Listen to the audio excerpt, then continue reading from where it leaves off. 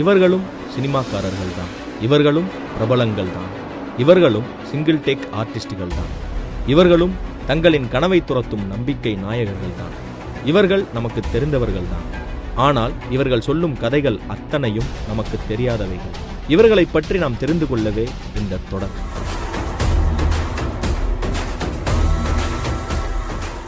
என் பேர் போலீஸ், ஆனால் திருடன். ஒரு போலீஸ் கூப்பிட்டு கேட்பாரு, போலீஸு சார் நான் நடிக்கிறதுக்கு செட்டில் இல்லாட்டா கூட மைக்கில் கூப்பிட்றாரு, கல்கி எங்கே இருந்தாலும் இங்கே வரவும். அண்ணே காசு வேண்டாம்.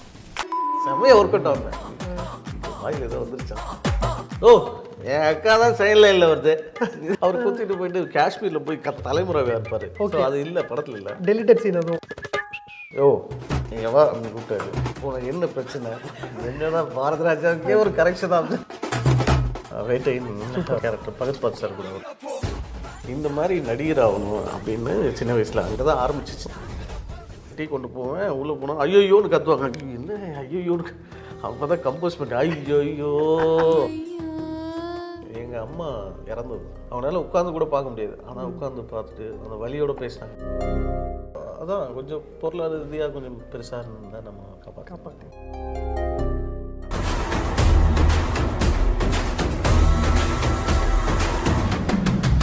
Information is welcome. Jayachandran Gold and Diamonds, now at Palikatnai. GTயோட உங்க ஹாலிடே சூப்பர் ஸ்பெஷல் தான். GT Holidays, South India's #1 travel brand. நீங்கள் நடிச்சிருக்கிற எல்லா படங்களுமே ஒரு யூனிக்கான ஒரு விஷயம் ஒவ்வொரு சீன்லேயும் இருக்குது.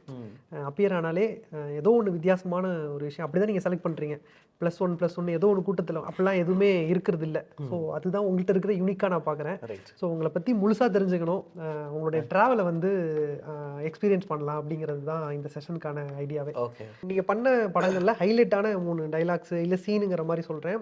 அந்த சீனுக்கு முன்னாடியோ பின்னாடியோ நடந்த சுவாரஸ்யமான சம்பவம் அப்படிங்கிற மாதிரி ஏதாவது சொல்லுங்கள். இந்த சீனு நமக்கு மண்டேலாவில் வந்து இல்லை வேணாம் அப்படிங்கிற சீனு, அது எழுதும் போது இல்லை எழுதுனதுக்கு அப்புறம் நடந்த ஏதாவது சுவாரஸ்யமான சம்பவம் அப்படி ஏதாவது இருக்கா? இல்லை, அவர் ஃபஸ்ட்டு எழுதிட்டாரு. எழுதிட்டு நான் பவுண்டர் படித்தேன். பவுண்டரில் கூட அது இல்லை, வேண்டான்றது வந்து அது மென்ஷன் பண்ணல, அதில் இல்லை. ஆனால் ஃபஸ்ட்டு சீன் எடுக்கும்போது அதான் யோகி பாபா வந்து இந்த பாத்ரூம் கழிட்டு அந்த பெரிய ஐயா வந்து பணத்தை எடுத்து கொடுப்பாரு. எசக்கி தரேன் அவன்கிட்ட கொடுத்துருக்குன்ற மாதிரி எடுத்து கொடுப்பாரு. அதை வாங்கி என் சோப் பாயிட்டில் வச்சுட்டு அவர் அங்கேருந்து கேட்பாப்புல, நான் இசைக்கு என்ன காசு இல்லை வேண்டாம் அப்படின்னு வேண்டாம் சொல்லிட்டு போவேன். இதுதான் ஃபஸ்ட்டு பண்ண பயங்கர இம்ப்ரெஸ்ஸாக இருந்துச்சு. செம்மையாக ஒர்க் அவுட் ஆகுங்க. வாயில் ஏதோ வந்துருச்சா, செம்மையாக இருக்க அப்படின்னு சொல்லிட்டு என்ஜாய் பண்ணேன். அதுக்கப்புறம் அது என்ஜாய் பண்ணாக்கல அதுக்கு அடுத்த சீன் இன்னொரு சீன்லேயும் அது அதே மாதிரி கொண்டு வந்தார்.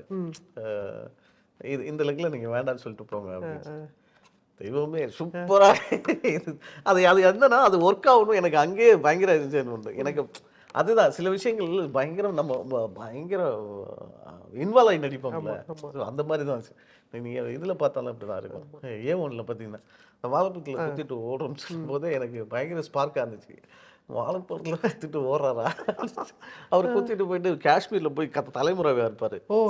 சீனுக்கு அடுத்தா? ஆமாம், அது இல்லை படத்தில் இல்லை, டெலிட்டட் சீன் அதுவும். Okay okay. அவர் போய் அங்கே போய் தலைமுறை ஒன் மர்டர் தமிழ்நாடுமே ஒன் மர்டர் மொத்த காலி அப்படின்னு சொல்லிட்டு அங்கே இருப்பார் அவர். Okay okay. ஸோ அதெல்லாம் இருந்துச்சு. நான் அடுத்து இந்த சீன் தான் கேட்க வந்தேன், வாழைப்பழ சீன் தான் கேட்க வந்தேன். அந்த சீனும் எழுதும் போது உங்களுக்கு இல்லை நடிக்கும் போது தான் தெரியுமா இது ஹிட் ஆகும் அப்படின்லாம் உங்களுக்கு தோணுச்சா அந்த டைம்லயே?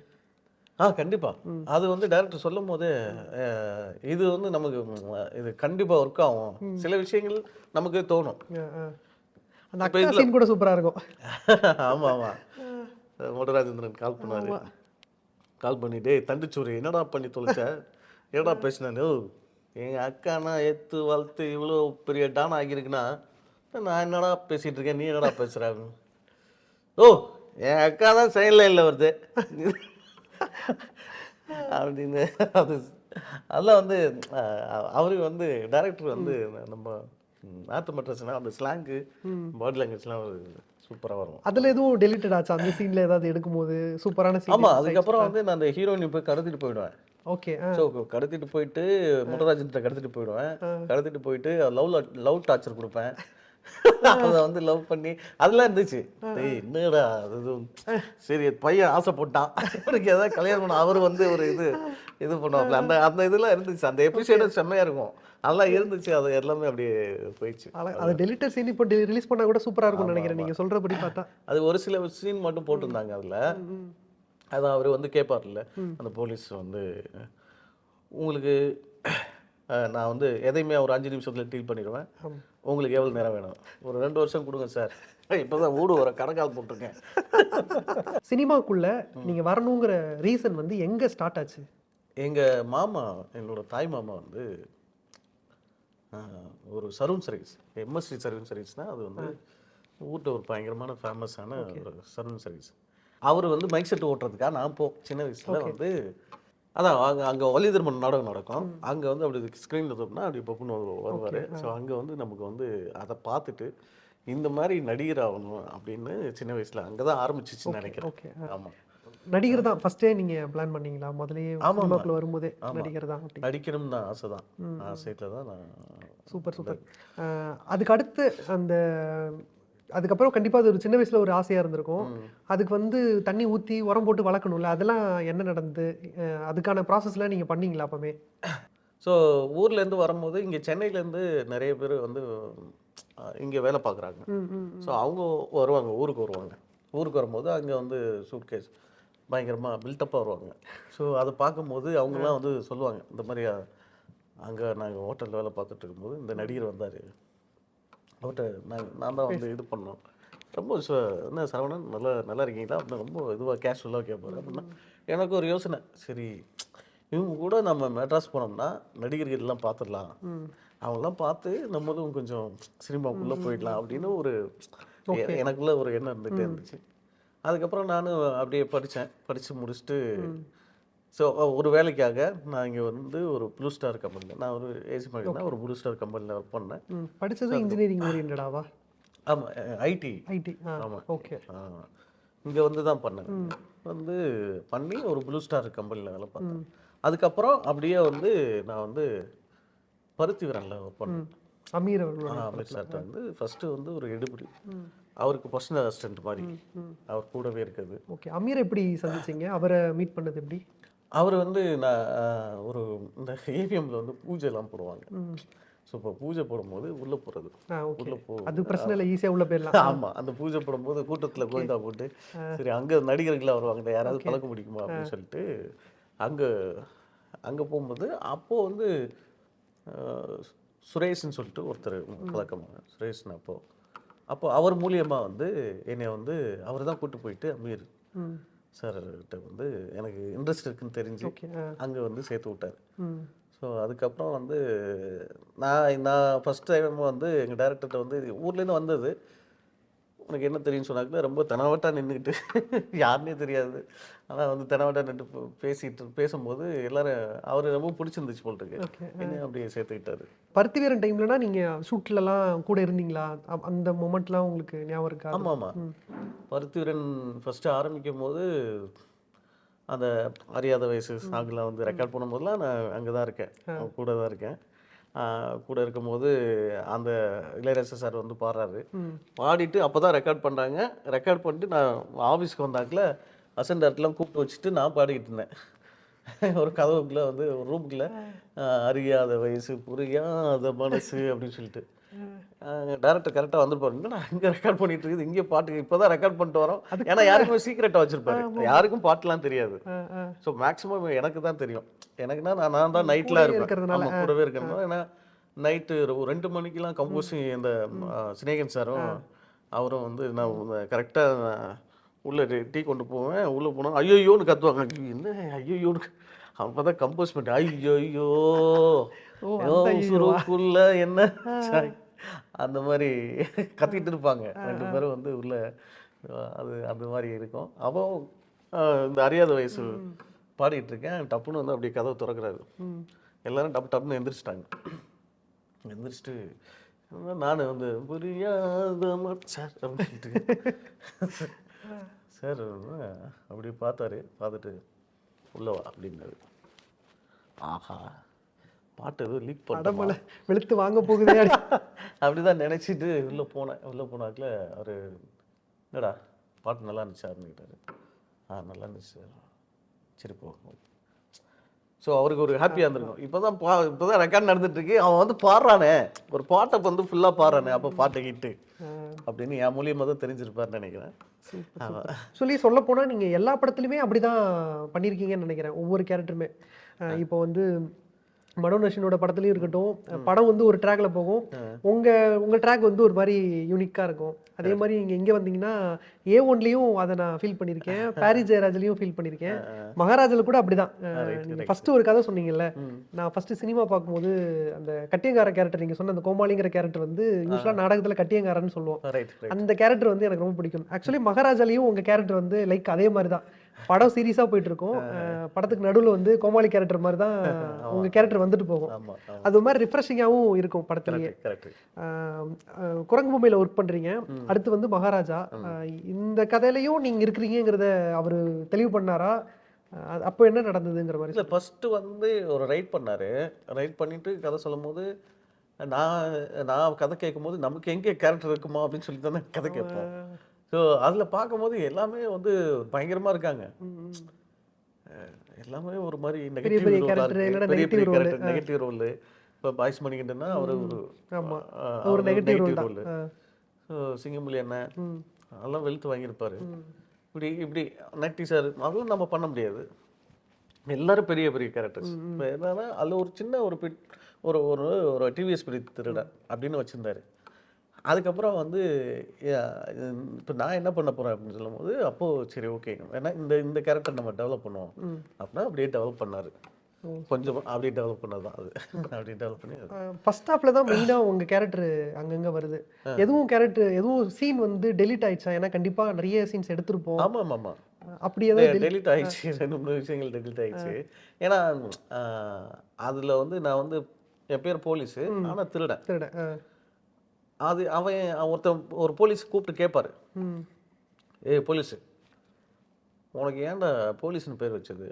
அப்போ நான் சொல்லுவேன், ஒன்றும் இல்லை சார், எங்கள் அப்பா பெரிய திருடன், அவனை டெய்லி கூப்பிட்டுட்டு போயிட்டு போலீஸ் போட்டு போகலான்னு எடுப்பாங்க. அந்த காண்டில் நான் அவனுக்கு பிறந்த புள்ள, போலீஸ் மேலே உள்ள காண்டில் எனக்கு பேர் வச்சு என்ன போலீஸ் இங்கே வாடான்னு என்னை தூக்கி போட்டு அடிப்பான் சார்.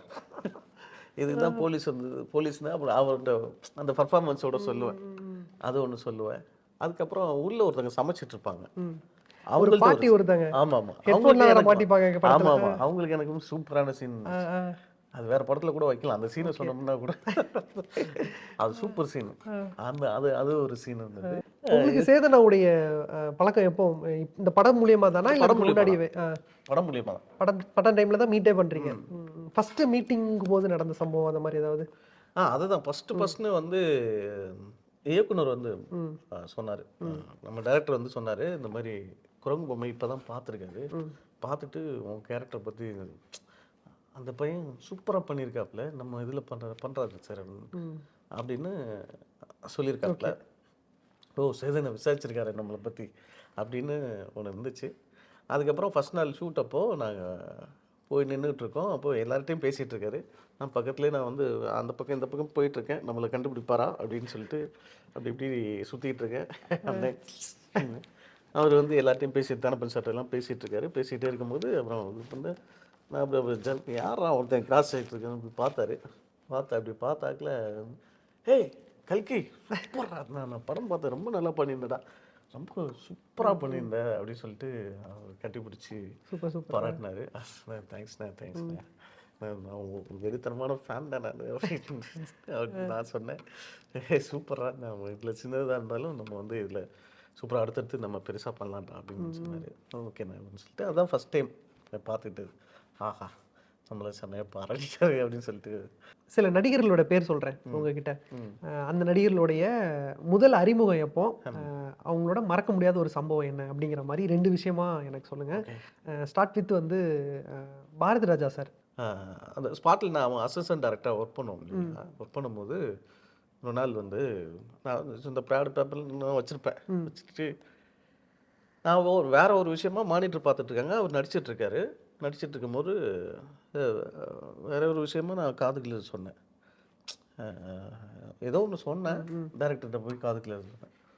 அவர் என்ன நினச்சிட்டாருன்னா, எதுவும் அவரை பற்றி ஏதோ சொல்லிட்டோம். அவர் வந்து நம்ம டேக் வாங்குறது வந்து நடிக்கிறது பிடிக்கல, இந்த பையன் தான் ஏதோ ஊதி விட்றான், அதனால ரீடேக்காக வாங்கிட்டு இருக்காப்லையா, என்னது அப்படின்னு சொல்லிட்டு, ஓ நீங்கள் வா அப்படின்னு கூப்பிட்டாரு. சார் உனக்கு என்ன பிரச்சனை? சார் ஒன்றும் இல்லை சார், இது பாரு எனக்கு நடிச்சு காமிக்கிறாரு. எவ்வளோ பெரிய டேரக்டர், எத்தனை பேரை இது பண்ணியிருக்காரு. திடீர்னு நமக்கு முன்னாடி வந்து என்னதா காலையில் என் சத்தத்தை போட்டேன், போயிட்டு வர வேண்டியது தானே, ஊருக்கு தானே அப்படின்னு சொல்லிட்டு சொன்னார். சொல்லிட்டு அது வந்து ஒரு மதுரை ஸ்லாங்கில் நல்லா இருக்கு சார், இது வந்து தஞ்சாவூரில் நடக்கிற ஸ்கிரிப்டு, கொஞ்சம் தஞ்சாவூர் அப்படியா, ஓகே என்னதா நான் தான் தஞ்சாவூர் பேசுகிறேன், போயிட்டு வர வேண்டியது தானே அப்படின்னாரு.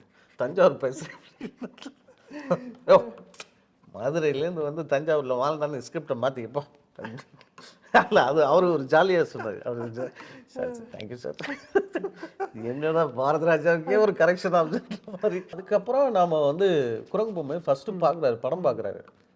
படம் பார்த்துட்டு என் சீன் வரும்போதெல்லாம் பயங்கரமாக என்ஜாய் பண்ணிட்டு இருக்காரு. நான் பின்னாடி தான் உட்காந்துருக்கேன், பயங்கரமாக நம்மளால் வந்துட்டாயா சூப்பர் அப்படின்னு கைது, அடடா நம்ம சீனுக்கு கை தட்டி பார்க்க இவ்வளோ ரசிக்கிறாரு அப்படின்னு சொல்லிட்டு நம்ம ஜாலியாக இருந்தது. ஆனால் படம் முடிச்சுட்டு வெளில வந்தாக்கல டேரக்டர் கூப்பிட்டு, அது யார் பிட் பாக்கெட் ஆகிடுச்சுன்னா அவனை வர சொல்லி அப்படின்னு டேரக்டர் கூப்பிட்றாருன்னு டேரக்டர் வந்தேன். நான் அங்கேருந்து போகிறேன், உள்ளே போகிறேன். உள்ளே போனாக்கில் எந்திரிச்சு, யோ சார் நீ தானே, நல்ல பண்ண சப்மிட் பண்ண ஒரு நல்ல பீஸ் இருக்குது, என்னதான் ஒரு டேரக்டர் வந்து ஒரு சீக்வன்ஸ் சொன்னான்னா அதை எலாட் பண்ணி அதை கொடுக்குறான் பாரு, அவன் தான் ஆர்டிஸ்ட், அந்த கேப்பபிலிட்டி உனக்கு இருக்குது, எனக்கு டேட்டு தருவியா அப்படின்னாரு.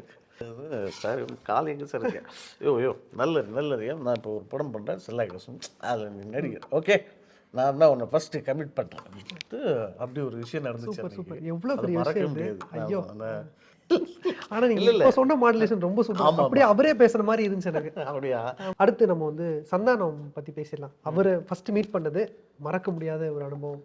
சந்தானன் வந்து இதுக்கு முன்னாடி எனக்கு பழக்கம். அவரு நான் அசிஸ்டன்ட் டைரக்டராக இருக்கும்போது ஸ்ரீநாத் அவர் ஒரு படம் பண்ணுறது, அப்போ அவர் கூட போகும்போது அண்ணன் எனக்கு பழக்கம்.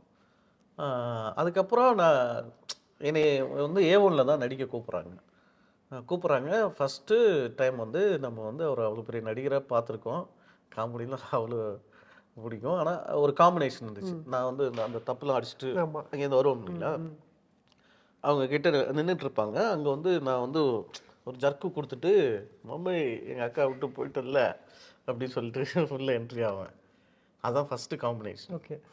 அப்போது நான் அங்கேருந்து வர்றேன், வந்து அது இது பண்ணேன், ஒரு மாதிரி இது பண்ணேன், மம்மி என் அக்கா விட்டு போயிட்டல அப்படின்னு சொல்லிட்டு ஸ்பாட்டில் சிரிச்சிட்டார் அவர். யாருங்க இப்படி பண்ணுறா, மாநாட்டம் ஆடுறான், எங்கேருந்து பிடிச்சிங்க அப்படின்னு சொல்லிட்டு அது சூப்பராக இருக்குடா அப்படின்னு சொல்லிட்டு அந்த மானிட்டரை ரிவன் பண்ணி பார்த்தாரு. டே சூப்பராக இருக்குடா, நீ அதே மாதிரி ஃபாலோ பண்ணு, படங்களுக்கு எப்படியே பண்ணு, செம்மையாக இருக்கும் அப்படின்னு சொல்லிட்டு ஃபஸ்ட் டைம் வந்து அண்ணன் வந்து பயங்கர இம்ப்ரெஸ் ஆகிட்டாரு. அப்புறம் என்னை நான் ஸ்பாட்டுக்கு போனாவே என்னை பார்த்தாவே சிரிச்சிருவாரு.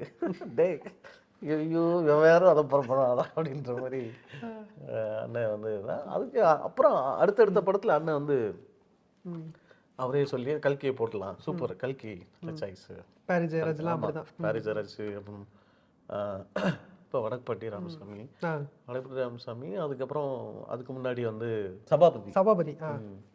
ஸோ அதெல்லாம் சபாபதிலாம் அண்ணன் தான் சொல்லி விட்டாங்க. சூப்பர். ஆமாம். அடுத்து நம்ம வந்து சிங்கமொழி அண்ணனை பற்றி பேசிடலாம். அவரோட உங்களுக்கு இருக்கிற அறிமுகம், மறக்க முடியாத ஒரு சம்பவம் அப்படிங்கிற மாதிரி. சிங்கமொழி அண்ணன் வந்து எனக்கு வந்து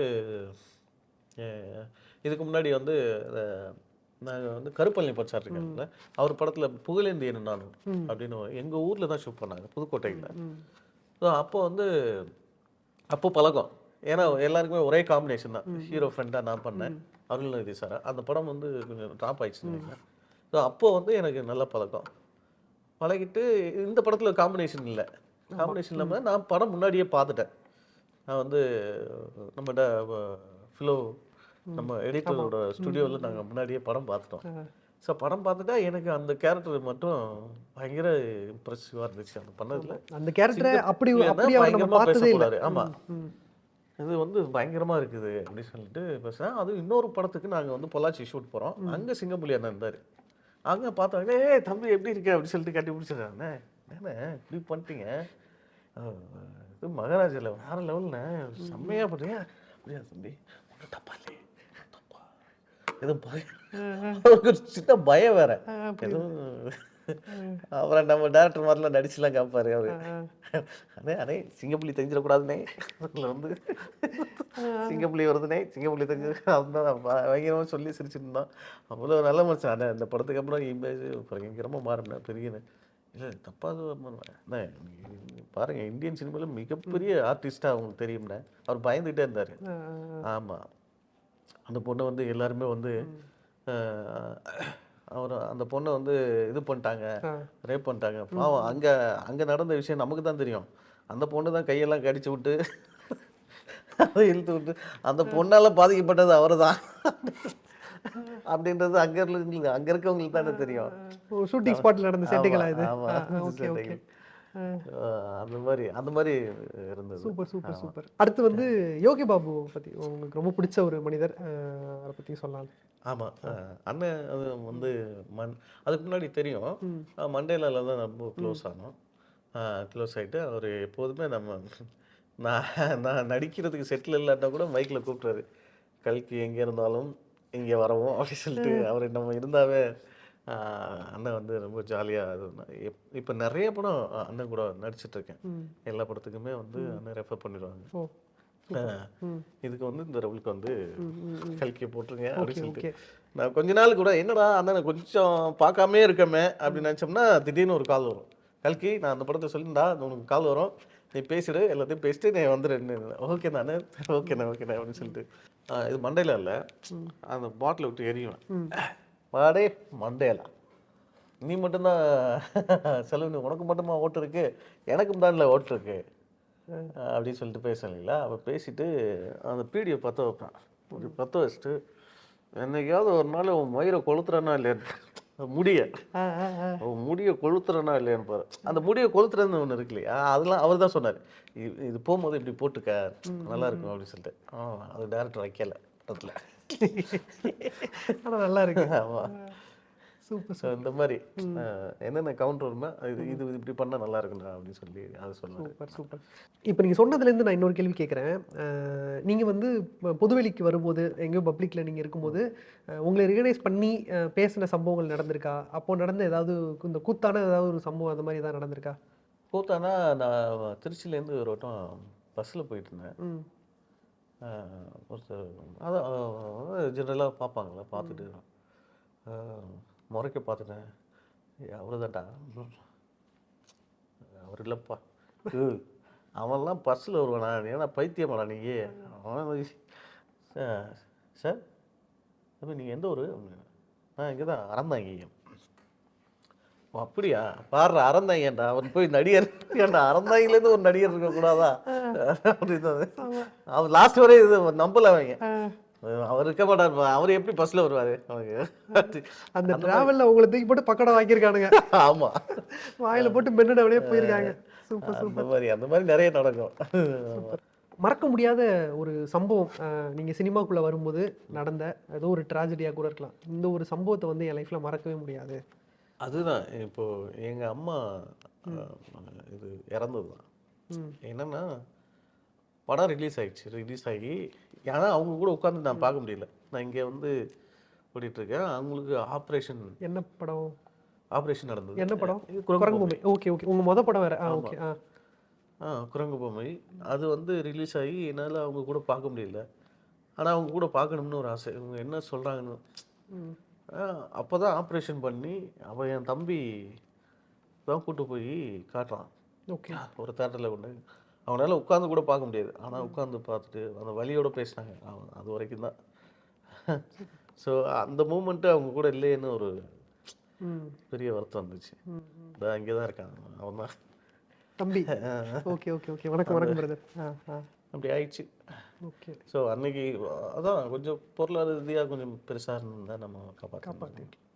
அடுத்து என்ன படம்? ரஜினி சாரோட நடிச்சிட்டு இருக்கீங்கன்னு கேள்விப்பட்டோம். ஆமாம், வேட்டையின் கேரக்டர் பகத் பாத் சார் கூட ஒரு காம்பினேஷன். ஓ சூப்பர் சூப்பர். பகத் பாத் சார் ரஜினி சார் கூட ஒரு சின்ன. ஓ செம்ம. இந்த மாதிரி நிறைய வீடியோ பார்க்க தமிழ்நாடு நவ் சேனலை சப்ஸ்கிரைப் பண்ணுங்கள். நான் கொஞ்சம் எம்ஜிஆர் மாதிரி தான் பேசுவேன், மனுஷங்க எதாவது போட்டுக்குங்க. Jayachandran Gold and Diamonds, now at Palikatnai. GTயோட உங்க ஹாலிடே சூப்பர் ஸ்பெஷல் தான். GT Holidays, South India's #1 travel brand.